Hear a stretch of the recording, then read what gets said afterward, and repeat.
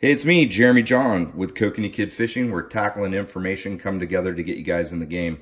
Today I'm going to show you guys how I make my fresh ceviche, Kokanee Ceviche. I will give you guys a little warning. I would be careful on what lakes that you guys are catching the kokanee out of.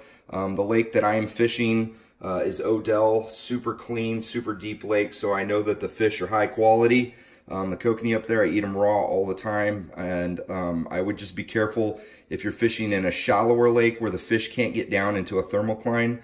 Wickiup would be a great example of that, and I'd probably be careful of American Lake. It's only 90 feet in certain spots, but like Lake Chelan, super deep lake where the fish are down at 100 and something feet, you wouldn't have to worry about it. The other thing is when I'm picking out my fish that I'm going to make for the ceviche, I make sure that I pick the reddest fish out of the batch that I've caught. So I go through and pick those out. The other thing is I have skinned them and taken the rib bones out.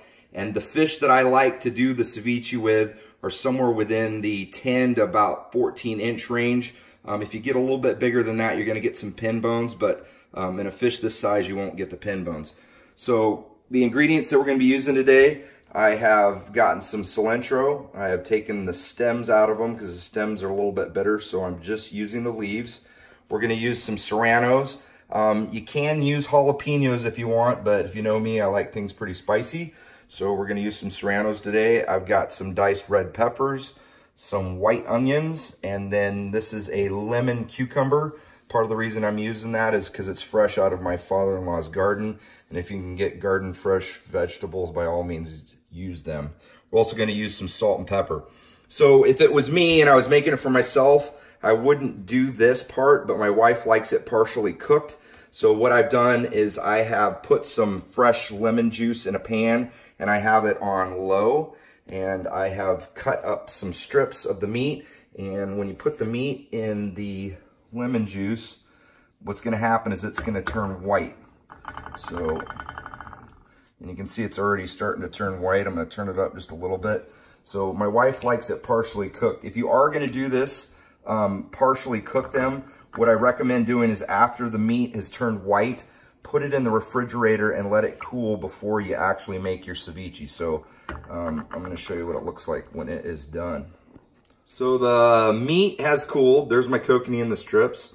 And basically I've added a little bit of salt and pepper to it. And then basically what you want to do is just add your ingredients. So we're going to put a little bit of onion in there.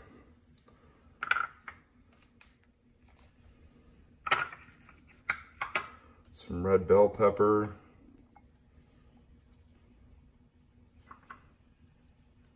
A little bit of cilantro. Some serranos.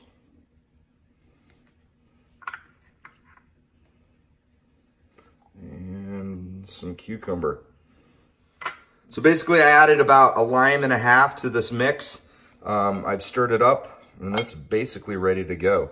I prefer eating mine on corn tortillas. I got a corn tortilla right here and it is already lunchtime, so don't mind if I do.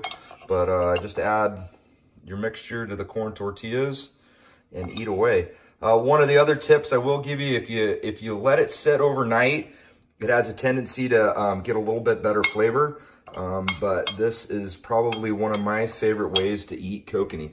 Just make sure it's fresh kokanee, and make sure that you're catching it out of a lake that is got some high quality kokanee like Odell Lake. So hopefully this recipe works out good for you guys, and we'll see you guys out on the lake.